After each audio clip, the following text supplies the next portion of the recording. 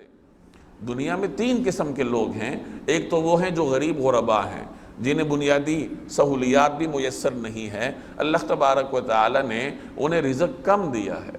دوسرے نمبر پر وہ لوگ ہیں جو متوسط طبقے کے لوگ ہیں، جنہیں بنیادی ضروریات حاصل ہیں اور وہ دنیا میں عزت کی زندگی بسر کر سکتے ہیں۔ تیسرے نمبر پر وہ لوگ ہیں جو حد درجے عیش و عشرت میں ہیں، جن کی دولت کی کوئی انتہا نہیں ہوتی، اور عام طور پر وہ لوگ اپنی دولت میں مست ہو کے اللہ تبارک و تعالیٰ کو بھول جاتے ہیں۔ تو ایک مومن کے لیے بہترین زندگی متوسط زندگی ہے کہ وہ دنیا میں حسب ضرورت اپنے لیے کمائے اور اپنی ضروریات پوری کرے اور بقیہ اوقات اللہ تبارک و تعالیٰ کی اطاعت میں خرچ کرے۔ ایک بات سمجھ لیجئے کہ مال کمانا اور مال میں اضافہ کرنا یہ مسلمان کے لیے ممنوع نہیں ہے۔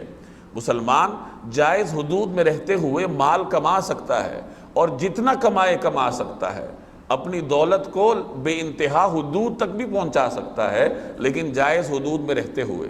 البتہ یہ اس پر پابندی ہوگی کہ جب اللہ تعالیٰ اسے دولت مند بنائے تو وہ اس دولت کے نشے میں چور نہ ہو، وہ